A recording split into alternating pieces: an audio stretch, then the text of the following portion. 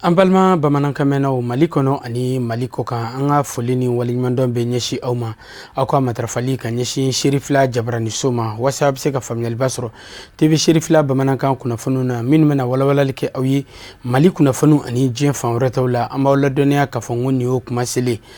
lada don san o san Jamiyatu Ansardine International a biroba u bɛ fɛn min ye Asan n'ale kira Mahamadu kisi ani nɛɛma ba ye o mɔdenkɛ u ka bangeni nisɔndiyaw boloda ɲinanta u y'o kɛ donɲumanakaw fɛ yen nɔ min bolodara ka kɛɲɛ ni wajulu kɛnɛ belebele sigilen alisilamɛw u bɔra diɲɛ fan bɛɛ lajɛlen fɛ ka fara fɛn min ye Mali alisilamɛ ɲɛmaw ka tɔnba au Conseil islamique du Mali maa ɲɛma Mali alisilamɛ diinɛ ɲɛmaw ka fara ɲɔgɔn kan jɛkuluba groupement des leaders spirituels musulmans du Mali maa ɲɛma silamɛya dɛmɛtɔ ansaru ɲɛjɔyɔrɔ la a Seyed Sherif Ousmane Madani Haidara baara ninnu bɛɛ lajɛlen kɛra an ka ɲininikɛla Amadu Jalo a n'a ka jatala Abudulayi Sogodogo ani Baba Keita u ye min sɔrɔ an ka jɛko ɲamada kɛnɛ in labɛnna ka sanga ni kɛnɛya cogoyaw ye a ɲinin bɛ jamanadenw fɛ maaw kana jɛrɛ ɲɔgɔn kan ka caya o de y'a to Asadul Ghalibi de Imama Hassan a ka bangeni nisɔndiyaw labɛnna ni laɲiniw bɛɛ lajɛlen matarafali ye jango coronavirus bana a kɛlɛ min bɛ senna Mali jamana kɔnɔ kɛlɛ in ka se ka ɲɛ sɔrɔ Mali silamatɔnw ka fara ɲɔgɔn kan jɛkuluba au Conseil islamique du Mali maa ɲɛma Mali silama diinɛ ɲɛmaw ka fara ɲɔgɔn kan jɛkuluba groupement des leaders spirituels musulmans du Mali maa ɲɛma silamɛya dɛmɛtɔ ansaru ɲɛjɔyɔrɔ a Seyed Sherif Ousmane Madani Haidara a de a Seyed Sherif Ahmed Tijani Haidara de ye kɛnɛ dayɛlɛ yani Zamzami yu ka kuma ta a Seyed Sherif Ahmed Tijani Haidara fɔlamaw ni labanamaw kundigi mɔden Imam Hassan a ka bangeni ɲaɲaninw sigilen sen nka bonyaw minnu bɛ a kɔnɔ Imam Hassan yɛrɛ a ka ɲɛnamayaw kɛra cogo jumɛnw na a ye baarabaw minnu kɛ diinɛ kɔnɔ n'o bɛ kɛ sababu ye k'a kɛ denmisɛnw ka bolomadayɔrɔ ye bi da donn'o la fɛ k'u walawala Imam Hassan Asadul Ghalibi Imam Aliyu Dedo Badara Sajaja ani Muhammadul Mustafa denmuso Fatima Zahara de a bangena ka bɛn ni sunkalo tile 15 dɔ de ye hijira san sabanan Saudiya jamana kan Alhamdulillah wa sallallahu ala sayyidina Muhammad wa ala alihi wa sahbihi ajma'in. Alhamdulillah an bɛ kɛnɛba de kan n'o ye kira mɔden fɔlɔ a denmuso den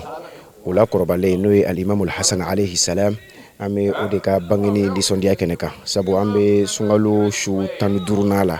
ka dugu jɛ a tile 15nan la ayiwa o don ɲɔgɔnna dɔ de la kira mɔdenkɛ in bangera n'o ye Imamul Hasan ye ka bɔ Ali ibn Abi Talib la ani Fatimatu Zahra alayhim assalam ala ka kisi bɛ o bɛɛ lajɛlen kan alhamdulillah sababu min y'a to kɛnɛ in sigila an fɛ o de y'an karamɔgɔ Seydi Sherif Ousmane Madani Haidara alhamdulillah a ka laseliw la a n'a ka bilasirali siraw fɛ a y'a ɲini an fɛ minnu b'a lamɛn a kanuɲɔgɔnw ka fɔ ko ninnu mɔgɔ damadɔ bɛ yen n'o ye Imamu Ali yɛrɛ ye a n'a furumuso Fatima ka na se Imamul Hasan ma an filɛ min ka kɛnɛ kan ani o dɔgɔkɛ al-Imamul Hussein ala ka kisi b'u bɛɛ lajɛlen ma ayiwa o mɔgɔ naani ka jira an na k'a fɔ u ka bangeni o mana se ka an to yɔrɔ o yɔrɔ la lihalaya o lihalaya la fo an ka a bange ka a nisɔndiya kɛ an bɛ kɛnɛ min kan bi n'o ye Hasan ka bangeli kɛnɛ an bɛ ala fo ka ala barikada ni an kuntigi sababu ye ni an ye nin kɛnɛ ninnu dɔn n'o y'an karamɔgɔ ye Sheikh Sherif Ousmane Madani Haidara hakilila kɛnɛ in bɛ ɲɛnamaya karamɔgɔ yɛrɛ fɛ ani tɔnden bɛɛ lajɛlen fɛ diɲɛ fan bɛɛ lajɛlen fɛ o laada ye laada min ni karamɔgɔ y'o yira n na ka kira ka somɔgɔw k'u bonya yira n na k'u ka hakɛw yira n na hakilila an bɛ ala fo ka ala barikada parce que silamɛya a sinsinlen don fɛn mun kan o ye nin dɔw de ni nin kɛnɛ ninnu bonyana ni nin kɛnɛ ninnu dɔnna ni nin kɛnɛ ninnu faamuyana siga foyi t'a la silamɛya ɲɛtaga dɔrɔn de don Imam Hassan ka bangeni ɲaɲaninw sigilen sen kan ani kɛli ka kan ka sabu kɛ funɛngɛni min don a ka ɲɛnamaya fanba bɛɛ lajɛlen bɛnna silamɛya diinɛ lapasali de mɔ jogo ɲumanya tilennenya ladiriya danaya ala ɲɛsiranɲɛ o bɛɛ dafalen tun bɛ funɛngɛni min na Imam Hassan don o de y'a to silamɛya dɛmɛtɔ ansar san o san u b'a ka bonyaw jira u mana ye diɲɛ fan o fan fɛ ka jira k'a fɔ kira n'a so dunkew bɛɛ lajɛlen kanu bɛ silamɛya dɛmɛtɔ ansariw yɔrɔ i n'a fɔ alikuranɛ sanuma y'a laɲini cogo min. Ala ko ma foyi ɲin'aw fɛ n ka kira sara la fo ka kɛ a ka denbaya fɛ. Hakili la ni kira bɔnsɔn min bɛ yen bi diɲɛ kɔnɔ o ye ninnu ye u y'an bila sira mun kan. Hakili la ni o ma bonya an bolo kiraw cira ma ko mun na an m'a faamuya n'an y'a faamuya siga foyi t'a la baara bɛ ɲɛ an bolo o la kɛnɛ ninnu ka foyi tɛ fɔ ni jiko ɲumanya ani silamɛya yɛrɛ nana kun mun na olu de bɛ walawala kɛnɛ kan a y'a kɛ tan nin de ka ɲi nin de man ɲi bɔn hakili la o de ye baaraw ye baara min n'o ye silamɛya baara ye o la an bɛ ala fo ka ala barika da. Tiɲɛ kiraba Muhamadu ka mawludu kɔni bɛ kɛ diɲɛ bɛɛ fɛ nka ni mɔgɔ naani karamɔgɔ tilala ka lajili kɛ u la k'a fɔ ko an ka an janto u ka bangeni donw na ka u nisɔndiya kɛ donc an filɛ o kɛnɛ de kan alhamdulillah n'i y'a ye a koronna k'a kɛ ka bɛn ni cogo in ma foro kɔnɔ yan don ɲuman na karamɔgɔ yɛrɛ ka du kɔnɔ yan c'est que an b'a kalama coronavirus ko bɛ sen na n'o ye covid-19 ye pandémie min bɛ diɲɛ kunna bi n'o ye bana min kɛ bɛ ka diɲɛ mɔgɔ kamana gan bi hali bi ala k'a ban ala ka a furakow nɔgɔya donc o ko min bɛ sen na ni couvre-feu ko bɛ sen na ani distanciation sociale min ɲininen don voilà donc o kosɔn a ma se ka kɛ i n'a fɔ a bɛ kɛ cogo min ka kɔrɔ laadala bolo ma donc a labɛnna foro kɔnɔ yan inshallah don ɲuman na karamɔgɔ yɛrɛ ka du kɔnɔ yan k'a kɛ ŋɛniŋɛ jira ye ka jira ala subhanahu wa ta'ala ko an ka layidu an janb'a la kira somɔgɔ ninnu u ka bangeni mana se k'an to lihala o lihala an b'an nisɔndiya kɛ an bɛ comment dirais-je a farifoni kɛ inshallah.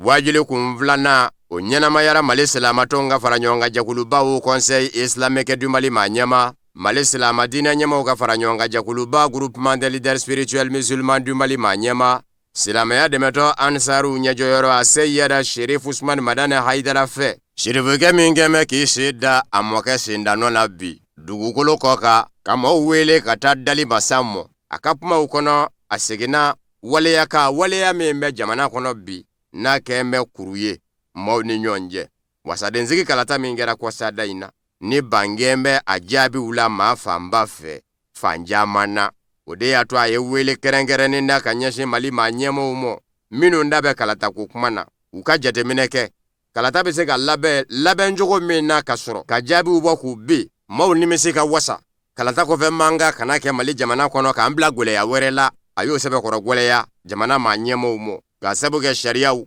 maaw de y'u dilabaw ye alikuranakolow tɛ k'u bɛ dɛsɛ ka yɛlɛma fiɲɛ ma na ye fa min fɛ o fiɲɛ ka furakɛ k'o bɔrɔ jamana ka se ka basigi a ko laɲini y'o ye baara sɔrɔla ka kunjɛ ni dugawu don ye ala ka san wɛrɛ Imamu Asani ka bangeni nisɔndiyaw n'u ɲaɲaniw jira an bɛɛ lajɛlen la.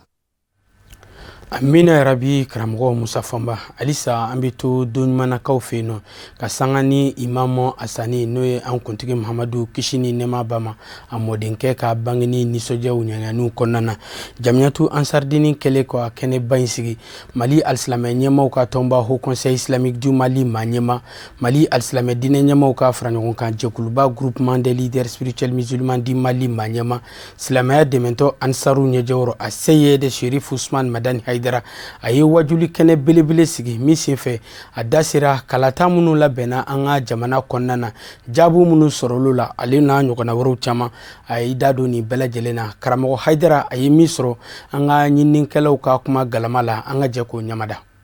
ni namara kɛra vote la c'est-à-dire ne bɛ min ɲini Mali faamaw fɛ ne t'i tribunal ko ɲɛ a fɔra déjà ko kuru munɛ constitutionnel wa ko y'a ka sariya bɔ ko n'o ka sariya bɔra ko y'a bannen mais ne kɔni bɛ min ɲini sariya bɛ boli malidenw de kan n'a sɔrɔla ni ala ka kuma tɛ ka ban fo bɛnkan dɔ de don u k'a lajɛ tan minnu k'u tɔɲɔna minnu ko an tɔɲɔna u kana n'u ye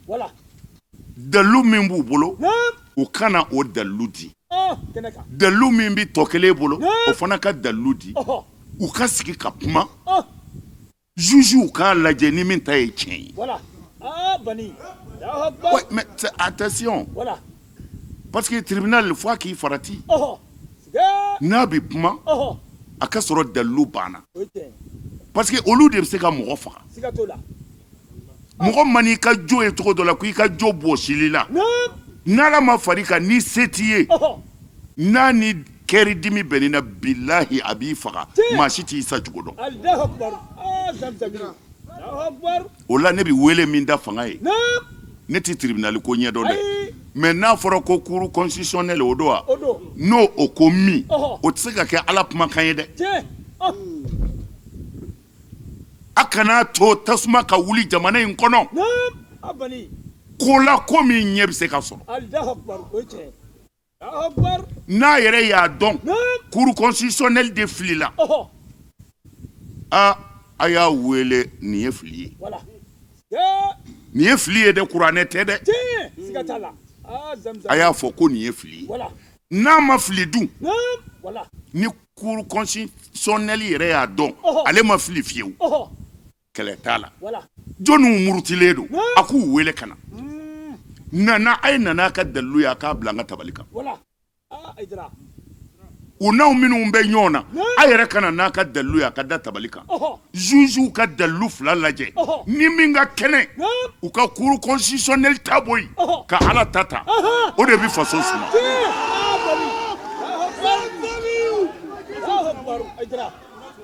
Tarima faamu de anw bɛ se ka min fɔ a la o ye nin anw ti politiki mɔgɔ ye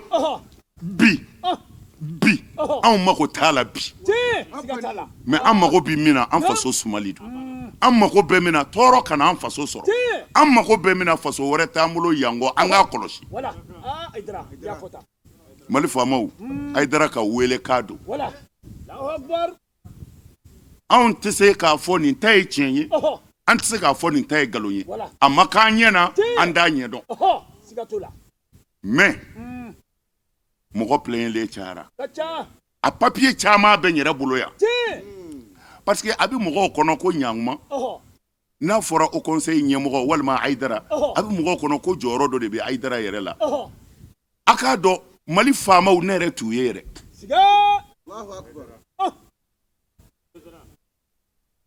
Kɔrɔna sisan sɛbɛ ko dɔ bɔra kɔrɔ mɔgɔw nana yan burudamɛw fɛn min bɛ ka kɛ n'a ma ɲi jamana ma u nana fɔ a bɛ an mois bɔ bi an bɛ fɛ ka jamanatigi ye an m'a ye jamana kungo de don yen sɔrɔdasiw de nana ne fɛ ka n'a fɔ n ye nin de bɛ kɔrɔn fɛ bi kuma président fɛ joona bilahi a bɛ un mois bɔ bi m'a ye alors n'a bɛ mɔgɔw kɔnɔ peut-être ko jɔyɔrɔ dɔ de b'anw na u k'a dɔn anw jɔyɔrɔ ye ala ka diinɛ in laseli de bon olu sɔrɔdasiw bolo bi ne mago si ma y'u la mais olu t'a kalama olu bolo dɔrɔn n'u ye ci fɔ ne ye ne bɛ n ka mobile ta dɔrɔn ka taa président voir ne t'o yɔrɔ la koyi fɛ jamanadenw ka nin de faamu ne t'o yɔrɔ la ne t'o yɔrɔ la mais anw bɛ min ɲini an ka jamana basigili don anw bɛ min ɲini an ka jamana sumali. aw na ni wajulu tɔ bɛɛ lajɛlen sɔrɔ nɛgɛ ɲɛ 22 waatu Sherifla Jabarani so sanfɛ ni ala sɔnna ma min na sela karamɔgɔ Hayidara fɛ.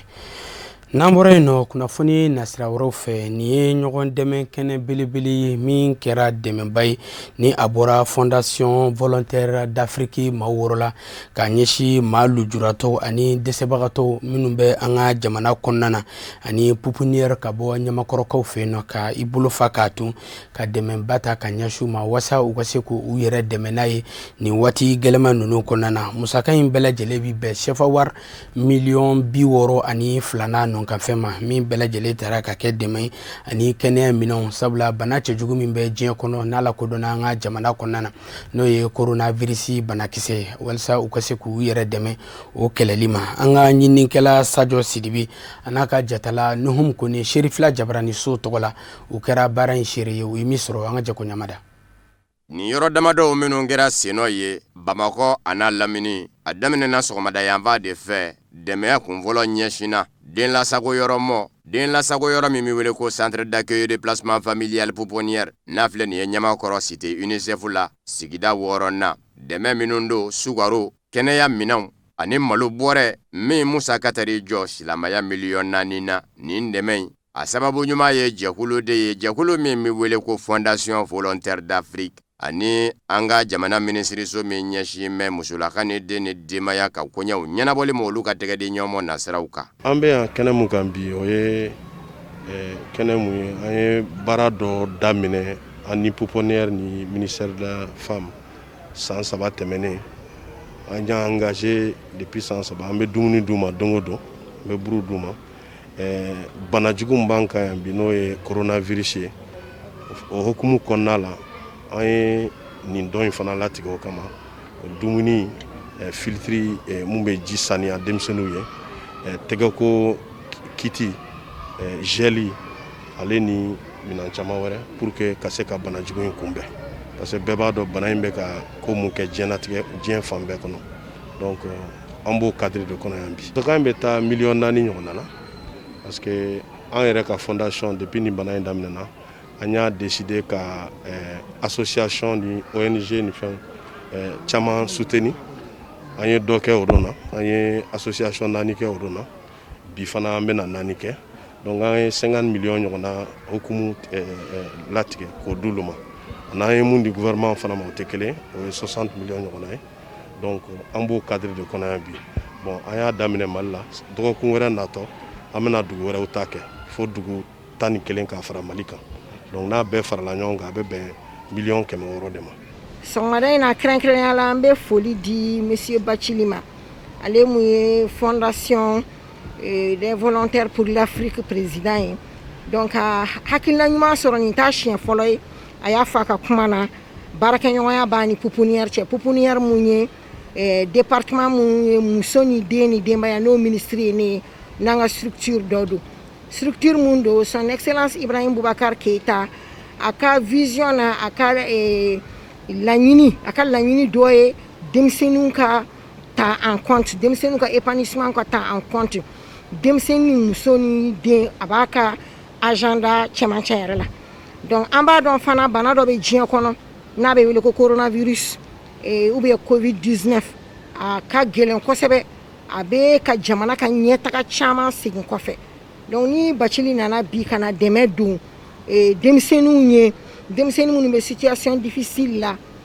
fa t'u bolo yan ba t'u bolo yan nɔ donc kana minɛnw d'u ma kana dumuniw d'u ma minɛn minnu bɛ se k'u kisi nin bana in ma ka se ka bana in warali jɔ vraiment an b'a fo ka waleɲuman dɔn. Pouponnière tɛmɛnen kɔfɛ Fondation Volontaire d'Afrique a n'a ɲɛmaaba u y'u kunda kɛnyɛrɛye dɛmɛnikɛ jɛkulu kan ko ONG Albarka ni ka bɔ yen ka se Garaba la falajɛkaw fɛ kɔsa in na tasumaba ye tiɲɛni kɛ yen Fondation Volontaire d'Afrique n'a ɲɛma u sera bololabaarakɛlaw ka jɛkulu fɛnɛ na ni o ye Assemblée permanente des chambres des métiers du Mali ye ani lujuratɔw ka tɔn fo ka taa se dɛsɛbaatɔw ka tɔn wɛrɛ mɔ min bɛ wele ko adamadenya jigi Mɛdinɛkurakaw fɛ dɛmɛ kɛra nin bɛɛ lajɛlen la a dabɔkun de ye coronavirus banako min bɛ senna bi maa minnu bɛ yen ni dali masa ma nɔgɔya kɛ olu ye ka dɛmɛ don olu mɔ minnu ye dɛmɛ bisimila u y'u ka nisɔndiya jira Fondation Volontaire d'Afrique a n'a maa ɲɛmaa la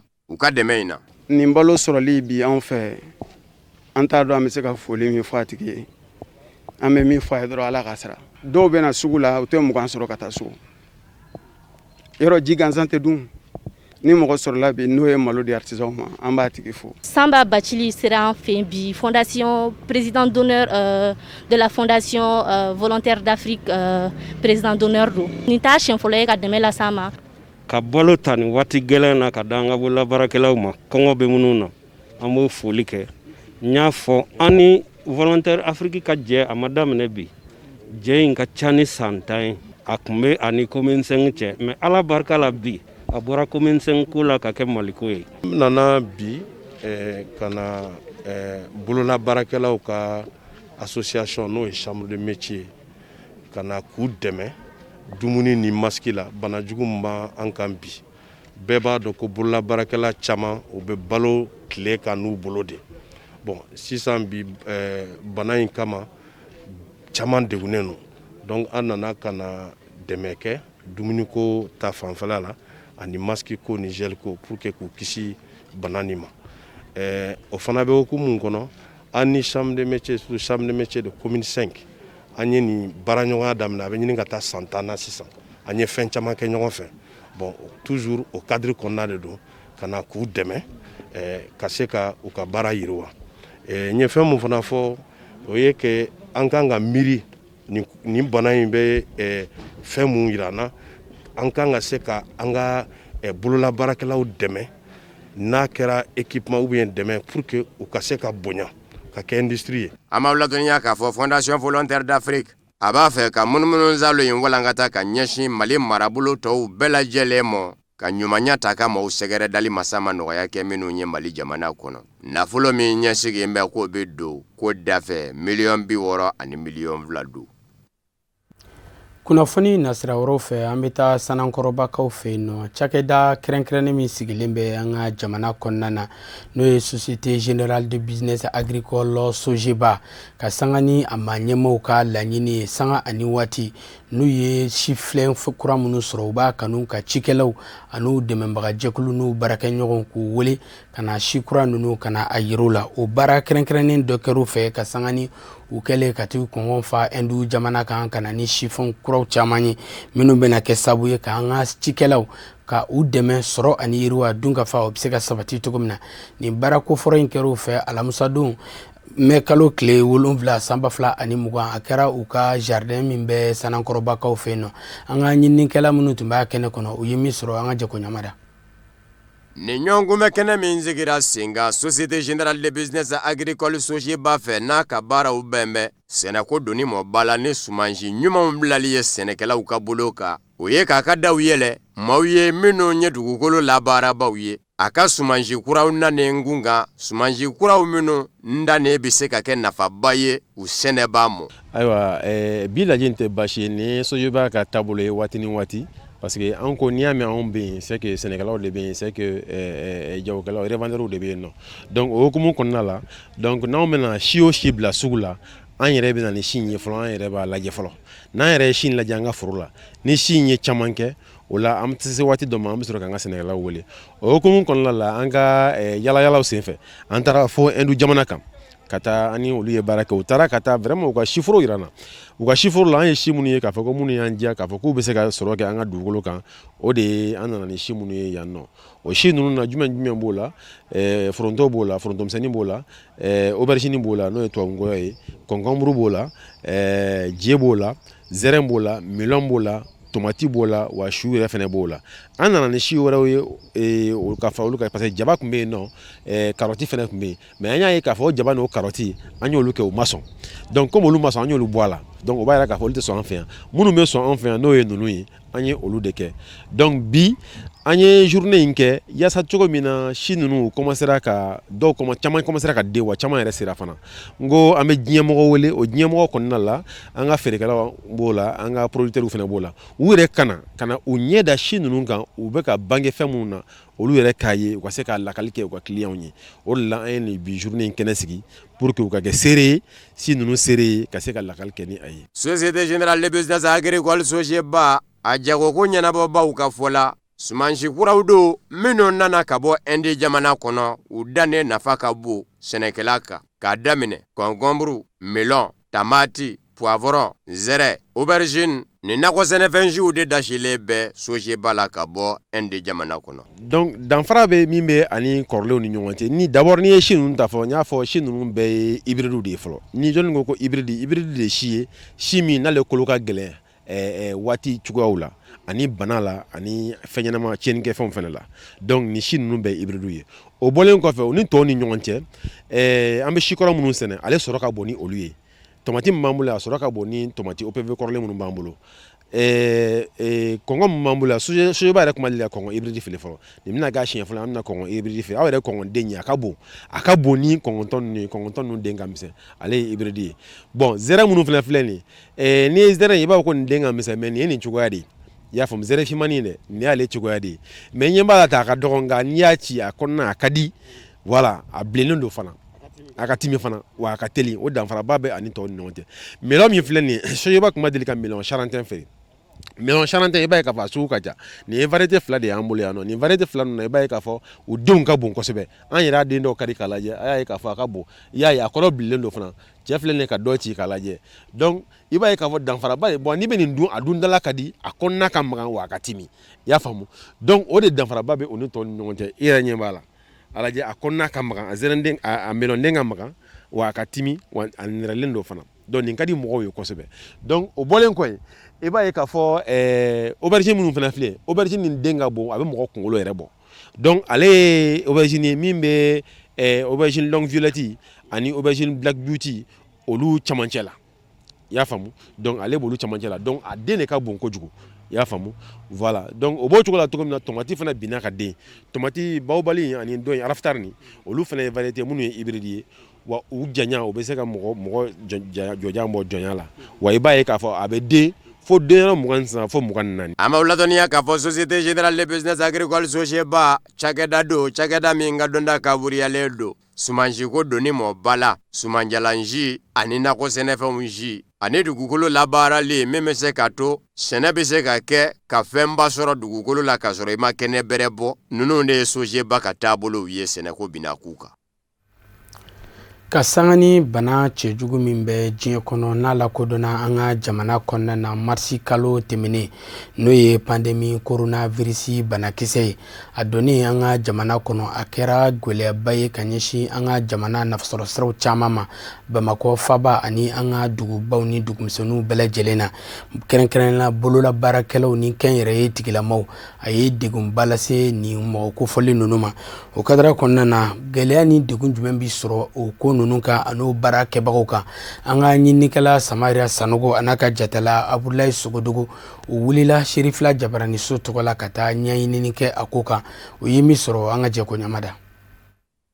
An ka sɔbɔ ɲɔgɔn na jamana jɛrɛbaw ka dabila suguw ka kun ka datugu mɔgɔw ka taa so ninnu de ye fɛɛrɛ ni dabalu ye minnu sigila an ka jamana ɲɛmaaw fɛ walasa dɔ bɛ se ka bɔ coronavirus banakisɛ yɛlɛmani na an ka jamana kɔnɔna na kama sɔrɔ ke Mali ye jamana ye min sɔrɔ sɛbɛkɔrɔ gulonɛmɛ sanni feere bololabaara o n'a ɲɔgɔnna wɛrɛ caman la maa minnu ye baara in kɛbaa ye hakilina jumɛn bɛ o la ka sanga ni nin waati in na cogoyaw ye. A gɛlɛya b'an kan yɛrɛ yɛrɛ n'i ko gɛlɛya tɛ fila ye kɔni gɛlɛya bɛ commerce de détail kan bi kosɛbɛ parce que n y'a fɔ anw tɛ importateur ye anw tɛ exportateur ye donc ni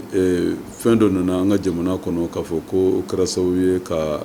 minɛn minnu bɛ don an ka jamana kɔnɔ ka gɛlɛya se olu ma donc anw tɛ nana ye donc ni a gɛlɛya nana yɔrɔ min na dɔrɔn donc mɔgɔ fɔlɔ minnu b'a ressentir o ye anw de ye quoi parce que ni a dɛsɛra prix bɛ yɛlɛ ni prix yɛlɛla bolo bɛ ɲɛsin anw de ma ka sɔrɔ a gɛlɛya fɔlɔ anw de b'a ressentir quoi donc vraiment an bɛ don min na komi bi gɛlɛya ni gɛlɛya tɛ fila ye gɛlɛya bɛ commerçant détaillant kan. Waati bɛɛ n'a a lahala lo waati min mana gɛlɛya o fana ni a fɛɛrɛw ni a dabaliw de bɛ tigɛ sanni feere bololabaara a n'a ɲɔgɔnna wɛrɛ caman olu ye kɛwale ye min tɛ se dabila an ka jamana kɔnɔna na baw maa caman de dayirimɛ gulonnen bɛ a la ni covid-19 ko sisalama kɛmɛ ka gɛlɛya bɛɛ lajɛlen de sigi nin baara ninnu kɛbagaw la. An bɛ min sɔrɔ bi an b'o de dun sinikɛnɛ ta bɛ ale bolo an bɛ tan de donc ni nin bana jugu in nana k'an sɔrɔ o la a ma nɔgɔn an ma dɛ a ma nɔgɔn an ma surtout an ka taga segi e yɛrɛ b'a dɔn sufɛ baara bɛ an ka baaraw la ne t'a fɛ ka métier wɛrɛ fɔ mais sufɛ baara bɛ an ka baaraw la ka caya mais u ko mɔgɔw kana bɔ à partir de 21h a bɛ kɛ cogo di. Ladilikan minnu fɔra jamana ɲɛmaaw fɛ olu matarafali a bɛ kɛ sababu ka gɛlɛya caman don sugu kɔnɔna baaraw la baw maaw tɛ se ka fɔ ɲɔgɔn kan i n'a fɔ gale wa clientw bɛ siran ka na sanni kɛ nin kɛra kɛwale ye min ye nɔba bila jagokɛlaw ka sɔrɔw la. Dɔw b'an na olu ka baara ye wulafɛla baaraw ye dɔw ta ye sufɛ baaraw ye donc kabi bana in daminɛna ninnu bɛɛ de ka baara jɔlen don si tɛ baara la bilen donc o ye gɛlɛyaba ye an ka san donc gouvernement kun y'a yira an na fana donc ko u bɛna mesure d'accompagnement dɔw ta n'a fɔ u se ka an dɛmɛ cogo min pour que crise in kɔnɔna na an kɔni y'a kumaw mɛn telew ni fɛnw na mais jusqu'à présent dɛmɛ foyi kɔni ma se an commerçant détaillant ma fɔlɔ. Coronavirus banakisɛ kɔlɔlɔ ma tɛmɛ foyi si kan. A ye dankari sɔrɔ bosoli baaraw bɛɛ lajɛlen na. O de kadira kɔnɔna na maa minnu ka wulikajɔ ɲɛsin bɛ yiriw la baarali ma n'an ko ma exploitant forestiers olu y'a yira k'a fɔ bana in daminɛ ni bi cɛ a kɔni b'a la k'a kɛ kunu ka fisa ni bi ye baw clients t'a la ka na bilen. An bɛ se k'a fɔ bana in daminɛ ni sisan a ye diɲɛ gɛlɛya bɛɛ lase an ma. A gɛlɛya dɔ ye jumɛn ye? Couvre-feu an tɛ se ka baara kɛ su fɛ. Sanni feere o jɔra an tɛ client sɔrɔ. Baarakɛlaw bɛ ka sara wari dɔ fana t'an bolo an tɛ baara la. An kɔni b'o gɛlɛya la gouvernement kɔni b'an dɛmɛ fɔlɔ. Nka an bɛ gɛlɛya kɔnɔna na n b'a fɔ gɛlɛya in kɔni bɛ bana in nana gɛlɛya don dugu kɔnɔ fo ka taa fɔ ka a ye gɛlɛya don dugu kɔnɔ. Gɛlɛya min sababuya ye bana ye. Dɔgɔtɔrɔ ye min fɔ dɔrɔn komi ɲɛ bɛ n yɛrɛ la cogo min na an k'an tɛgɛw ko an k'an protéger pour que bana jugu ka bɔ an kan. Ne bɛ se ka min fɔ a la an kɔni ye labɛn min k'a la an kɔni sigilen don marché ka suma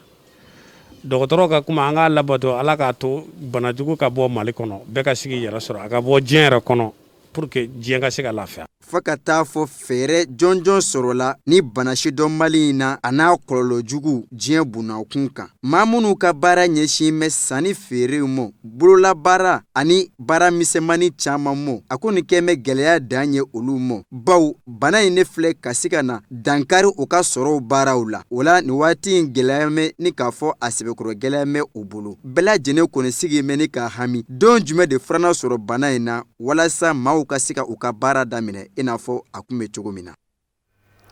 O b'an sɛnsɛn ka taa farafinna ani diɲɛ fan wɛrɛ kibaruyaw la minnu bɛna lase aw ma karamɔgɔ Musa Fɔnba fɛ.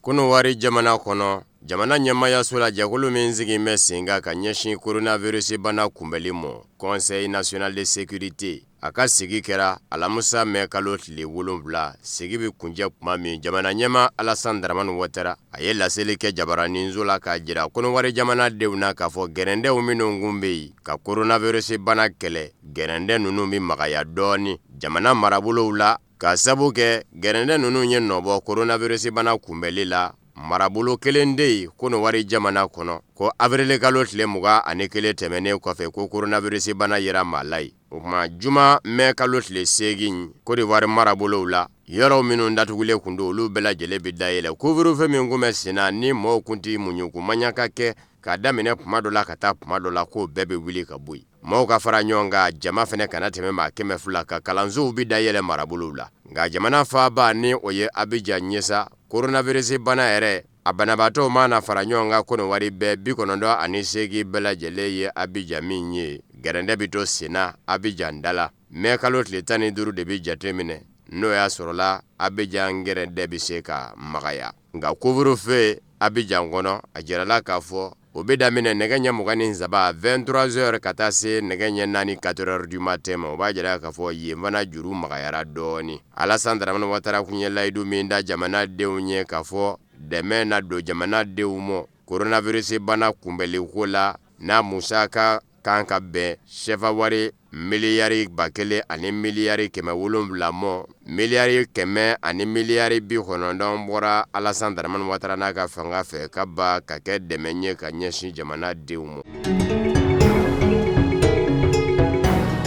Farafinna tile bɛ yanfa jamanaw ka tɔ communauté économique des états de l'Afrique de l'Ouest CEDEAO ye kuma dɔ ngalontigiya kuma min kun fɔlen kun don ko CEDEAO kɛ na kɛ ka ɲini Madagascar jamana ɲɛma Angela Joël fɛ u ka fura dilanlen coronavirus bana kɛlɛli ko la ko Covid organique ko CEDEAO mago bɛ a la a ka jamana 15 ye ko kɔrɔfɔ ɲɛ nangi dɔ fɔ ye ko CEDEAO ni Madagascar jamana ɲɛma ma jɛ kuma mu a barata Angela Joël Madagascar jamana ɲɛma a kun y'a jira ka laseli dɔ la kɔsada in na k'a fɔ ale nisɔndiyalen don k'a ye k'a fɔ farafinna tile bɛ yanfa jamana 15 fara mɛ ɲɔgɔn kan ka ɲini fɛ a ka fura sɔrɔlen coronavirus bana la Covid organique ko k'a dɔ bila CEDEAO jamana 15 ka bolo kan wa Madagascar nisɔndiyalen de bɛna fura ninnu bila CEDEAO jamana 15 ka bolo kan a k'a bɛ bonyamasegin fɛnɛ kɛ ka ɲɛsin Guinée-Bissau jamana ɲɛmaa ma.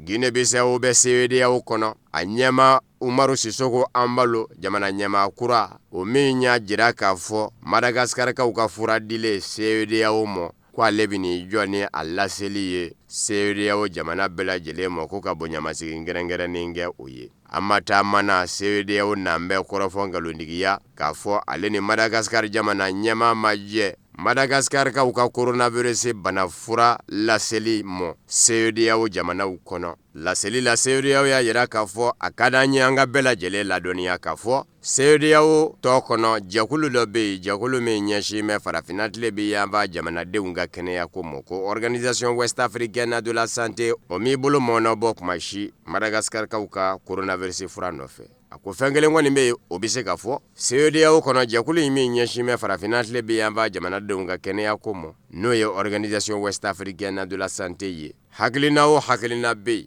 n'o bɛ kɛ sababu ye ka farafinfura don ba la farafinna gun kan farafinna seko ni dɔnko o kɛra furakɛli cogo siya o siya ye min da ye fura tobi ka min ye min da ye fura tobi ka ko ye min da yɛrɛ ye kilisi ye ka saloli kɛ olu bɛ se ka don ba la cogo min CEDEAO ka bolofara in Organisation West Africaine de la Santé a ka baara ɲɛsin bɛ o donni ma ba la. Nin kɛra CEDEAO ka kɔrɔfɔ ye. Madagascarkaw ka jamana ɲɛmaa Angela Joel ka laseli kɛlen kɔfɛ k'a fɔ ko CEDEAO ye furaw dɔw ɲini Madagascar jamana bolo n'o y'a ka coronavirus bana fura ye. Diɲɛ seleke naani tɔn b'a Nations Unies bolofara min ɲɛsin bɛ kɛnɛya ko ma Organisation Mondiale de la Santé o bolofara fɛnɛ kɔnɔ jɛkulu min ɲɛsin bɛ farafinna ma o ma ɲɛmaa musolaka don o de ye kangari gwɛlɛn da farafinna jamana ɲɛmaaw ye ko fɛn min ma ka sanga sɔrɔ kɔsada in na farafinna suko ni dugujɛ cɛ ka sin ka jiri dɔ ta ten k'o kɛ coronavirus bana kɛlɛla ye k'a b'a kunbɛn k'a furakɛ ko farafinna ma ɲɛmaaw k'u cogo dɔn ko fura tɛ se ka kɛ maa la fiyewu fɔ fura ka sɛgɛsɛgɛ maaw fɛ minnu ka dɔnda ka wuriyalen don ka fura yɛrɛ cogoya bɛɛ lajɛlen sidɔn ni kɔlɔlɔ bɛɛ la wali kelen kɔlɔlɔ tɛ la OMS a bolofara min ɲɛsin bɛ farafinna ma o ɲɛmaa muso a ka kuma in a bɛ ɲɛsin jamana min ma Madagascar don ka sabu kɛ kɔsa in na a ma ɲɛmaa n'o ye Angela Joel ye a kɛn bɛ ka jira k'a fɔ fura min y'a jɔyɔrɔ fa sumaya bana kɛlɛli la ko Artemisia k'u ka sɛgɛsɛgɛliw taara boli a ka k'a fɔ coronavirus bana furakɛli la fura t'a bɔ wa jamana laban min yɛrɛ y'i bolo mɔɔnɔ bɔ coronavirus bana fura nɔfɛ Madagascarkaw bolo ni o ye Covid organique ye Niger jamana don tiɲɛ don jamana caman kɛmɛ k'i bolo mɔɔnɔ bɔ Madagascarkaw ka coronavirus bana fura in nɔfɛ o nka Madagascar jamana yɛrɛ kɛmɛ ka sɛbɛkɔrɔ tila jamana kɔnɔ jamanadenw ni ɲɔgɔn cɛ jamanaw bɛ yen i n'a fɔ Guinée-Bissau ani Guinée équatoriale olu y'u kɔ a fa a la tewu ka ɲɛsin u ka jamana ma o de kosɔn OMS kɔnɔ musolaka min ɲɛsin bɛ farafinna jamana kɛnɛya ko ma a ko a b'a ɲini jamana ɲɛmaaw fɛ u ka furaw sɛgɛsɛgɛ fɔlɔ yanni furaw ka di u ka jamanadenw ma Madagascar jamana yɛrɛ min ni ko bɛ ale kunka a n'a ma ɲɛmaa Angela Joel OMS kɛlen k'a ɲini u fɛ k'a fɔ fura in ka sɛgɛsɛgɛ fɔlɔ Angela Joel y'a jira k'a fɔ u ma ban fura sɛgɛsɛgɛli ma don nataw la sɛgɛsɛgɛliw minnu bɛ yen ni OMS b'a fɛ u ka kɛ coronavirus bana fura Madagascar k'u n'o sɛgɛsɛgɛli kɛ wa farafinna jamanaw na Afrique du Sud jamana min ni ale ka coronavirus banabaatɔ ka ca ni farafinna jamana bɛɛ ta ye Afrique du Sud ma ɲɛmaaw ye a jira k'a fɔ u bɛna Madagascar jamana dɛmɛ OMS ka laɲini ye min ye Covid organique coronavirus bana fura sɛgɛsɛgɛli la ka Madagascar jamana dɛmɛ k'a sɛgɛsɛgɛ. Lebe jamana kɔnɔ Marshal Khalifa Haftar ye kɛlɛ bi mɛ kalo tile 7 su ka dugu jɛ mɛ kalo tile 8 na a ye bundeli kɛ ka ɲɛsin dugu min ma Misirata don kɛrɛnkɛrɛnnen ɲɛna surasiya kalankɛyɔrɔ min bɛ Misiratakaw fɛ yen o surasiya kalankɛyɔrɔ in kɔnɔ Turiki surasiw de fɛnɛ kɛn bɛ ka bisimila minɛ bawo Turikiden n'an bɛ dɛmɛ don diɲɛ seleke naani tɔnba Nations Unies ka jamana ɲɛmayaso lakodɔnnen mo n'o ye Fayez El Sarraj ka gouvernement ye Tripoli Recep Tayyip Erdogan Turki jamana ɲɛma ale bɛ ka fa min nɛmɛ Libi kumanga la o ye Fayez El Sarraj ye o kumana Turki kɛlɛcɛw de kɛn bɛ ka bisimila minɛ Libi ka Fayez El Sarraj dɛmɛ susuli min kɛra ka ɲɛsin surasiya kala kɛ yɔrɔ ma a jarala k'a fɔ Turki surasi fila ɲɔgɔn na sɛbɛkɔrɔ joginna kɛ minnu donina ka Misirata kɛnɛyaso sɛgɛrɛ Marshal Khalifa Haftar ka kɛlɛcɛw ma dan Misirata dama susuli ma dugu minnu bɛ yen i n'a fɔ Zliten Gerian ka taa se Ejeilat ani Zuwara nin bɛ susura sani dugu cɛ u fɛ. Faaba yɛrɛ ni o ye Tripoli ye. A jirala k'a fɔ Alamusa ka dugu jɛ juma na maaw dara maaw ma sunna. Ka sabu kɛ maramafɛn girima de ci ka de kun bɛ fa bɛɛ lajɛlen la. Kinw minnu bɛ yen i n'a fɔ Abu Slim. Seerew y'a yira k'a fɔ i kun bɛ mugu furunga de mɛn fa bɛɛ lajɛlen la. Ka sabu kɛ marifa mara yɔrɔw minnu bɛ yen ani kisɛ mara yɔrɔw minnu bɛ yen susuli ɲɛsina olu ma. Tripoli ka den caman y'a jira k'a fɔ sow ni mɔbiliw caman bonna a senfɛ. Marshal Khalifa Haftar ka kɛlɛbolo Babu Sendigi n'o ye Général Ahmad Al-Mismari ye. A ɲininkalen nin kɛlɛ bikun na ko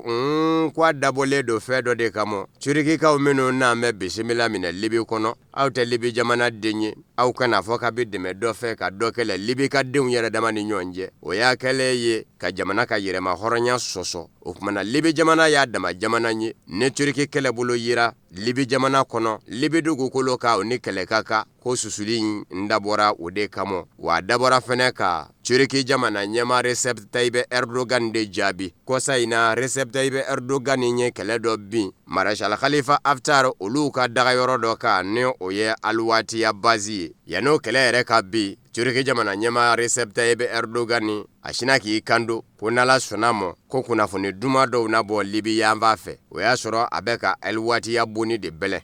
Alwatiya bonni a donna k'a fɔ Recep Tayyip Erdogan Turiki jamana ɲɛma ka kuma kun ɲɛsinen kun don nin de mɔ ja. O kumana olu fɛnɛ kɛmɛ ka susuli min daminɛ nin ye. O ye Recep Tayyip Erdogan de jaabitɔ ye k'a jira la k'a fɔ n'a n'an bɛ dɛmɛ don Fayez El-Sarraj ni a ka mamurutilen jɛkuluw ma Libi faaba la Tripoli a k'a dɔn k'a fɔ a tɛna ɲɛ sɔrɔ kɛlɛ in na k'a sabu kɛ jamana de fanba bɛ Marshal Khalifa Haftar de nɔfɛ. F'a ka Libi faaba Tripoli bɛɛ lajɛlen ko k'a jɛ pasi. O kɔrɔ ye mamurutilen jɛkuluw minnu bɛ a kɔnɔ ani jatigɛ wale bolo dabaw minnu bɛ ka jɛ ka Fayez El-Sarraj dɛmɛ k'u bɛɛ lajɛlen kɛlɛ. Burundi jamana mɛrisigi kalata wasadensigi kalata ni jamana kundigisigi kalata bɛ jɛ ka kɛ ɲɔgɔn fɛ mɛ kalo tile 20 yɛrɛmangudu baaraw minnu bɛ senna n'o ye kampani ye n'a kun daminɛna basigi kɔnɔ bebe na General Evariste Ndayishimiye ye n'o ye Pierre Nkurunziza ka maa jiralen ye ko ka kala ta o ye o ka bila ale nɔna jamana ɲɛmaaya la ani maa min bɛ kɔ a da ɲɔgɔn na fangasinamatɔ ɲɛmaa do ko Agathon Rwasa CNL fanga ɲinindɔ ɲɛmaa nka kɔsa in na fan filaw bɛ ka fɔ ɲɔgɔn kɔ maa 60 ɲɔgɔn na CNL fanga ɲinindɔndenw na olu minɛna k'u datugu wa maa ɲɛmaw de minɛni bira ka daminɛ n'o ye fanga ɲinindɔ ɲɛmaw ye ka sabu kɛ nin y'a tile 2 ye fanga ɲinindɔ ɲɛmaa dɔ ko Kati Kezimana ni wasadensigi kalata la Bujumbura Burundi faaba marabolo cɛbɔ don ka kɛ wasaden ye ani Nzefera Nibisi o fɛnɛ ye fanga ɲinindɔ dankɔrɔba dɔ ye Ruyigi mara la jamana kɔrɔyanfan fɛ o fɛnɛ kɛmɛ k'i kanbɔ wasadenya la olu bɛɛ lajɛlen minɛna CNL a n'a maa ɲɛma Agathon Rwasa u mɛnna k'u da k'u bonbon ye Pierre Nkurunziza ka fanga kɔrɔ nka u bilama n'an bɛ muruti pewu kabini kampani dayɛlɛ la n'o ye yɛrɛmankutu ye ko dɔ kɛra tenza o kumana Burundi ka denya siman pisa ni si ye a la CNDD-FDD Pierre Nkurunziza ka fanga ɲinindɔ n'a maaw ye a dakɔrɔbɔ aw minnu bɛ ne nɔfɛ CNL kɔnɔ a y'a ta juru sara a kana sira maa si ɲɛ ko Pierre Nkurunziza n'a ka fanga ɲinindɔ CNDD-FDD ye dɔ kɛ maaw tɔɲɔni na jamana kɔnɔ tenza nin ye Agathon Rwasa ka kuma ye a ko kumana a b'a ɲini lakana tigilamaaw fɛnɛ fɛ u kana fɔ k'u bɛ fara Pierre Nkurunziza n'a ka fanga kan dɛ ko bawo ko Pierre Nkurunziza dɛsɛlen de ye nin ye ko nka ko n'u ma kɛ ale ka kuma fɛnɛ mɛnfɛn ye ko lakana tigilamaaw k'a dɔn k'a fɔ Burundi jamanadenw delilen don bɔnɛ banfila donni na u kunna Pierre Nkurunziza ka lakana tigilamaaw fɛ nka ko fɔ lakana tigilamaaw k'a dɔn k'a fɔ fɛn o fɛn kun bɛ kɛ Burundi jamana kɔnɔ ko nin y'a bɛɛ lajɛlen ban dɔ ye. Coronavirus banakisɛ bɛ an ka jamana kɔnɔna na an k'an yɛrɛ kisi k'an tanga ka maa wɛrɛ kisi k'o tanga